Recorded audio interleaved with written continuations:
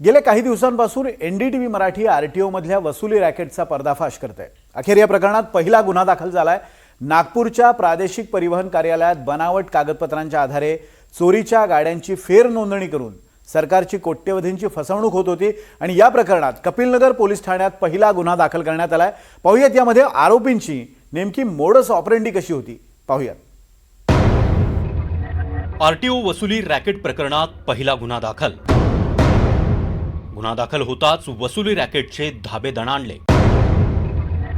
NDTV मराठीचा जबरदस्त मोठा दणका। अखेर आरटीओ मधल्या भ्रष्टाचार प्रकरणी चक्र फिरली आहेत। एनडीटीव्ही मराठीने केलेल्या पोलखोल नंतर वसुली रॅकेटमध्ये पहिला गुन्हा दाखल झालाय।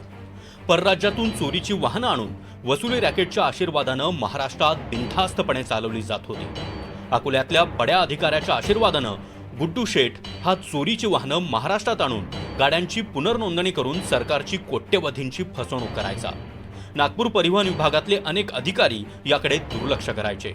या मोबदल्यात वसुली रॅकेटला गुड्डू शेठ हा खोटे एसीबी ट्रॅप रचण्यासाठी मदत करायचा। ही सगळी मोडस ऑपरेंडी एनडीटीव्ही मराठीनं दाखवताच अखेर नागपूर परिवहन विभाग खडबडून जागा झालाय। 29 जूनला नागपूरच्या परिवहन विभागाच्या अधिकाऱ्यांनी कपिलनगर पोलीस ठाण्यात तक्रार दिली। पोलीस या संदर्भातला गुन्हा दाखल करायला तयार नव्हते। अखेर एनडीटीव्ही मराठीच्या दणक्यानंतर पोलिसांनी या प्रकरणात गुन्हा दाखल केलाय।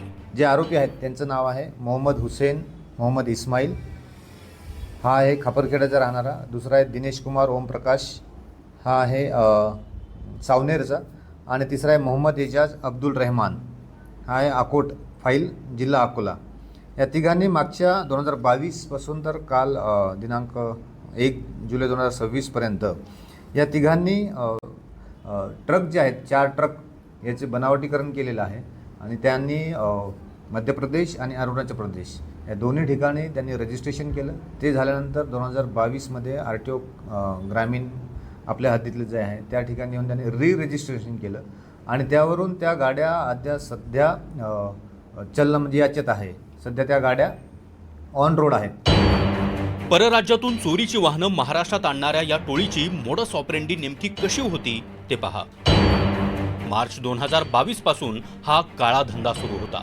मध्य प्रदेशातल्या देवास आरटीओ कार्यालयाच्या रेकॉर्डवर कोणतीही नोंद नसलेल्या 4 अशोक लेलँड गाड्यांचं बनावट चेसिस नंबर आणि दस्तऐवज तयार करण्यात आले। बनावट कागदपत्र वापरून आधी अरुणाचल प्रदेशातल्या इटानगर आरटीओ कार्यालयातून गाड्या नोंदणीकृत करण्यात आल्या।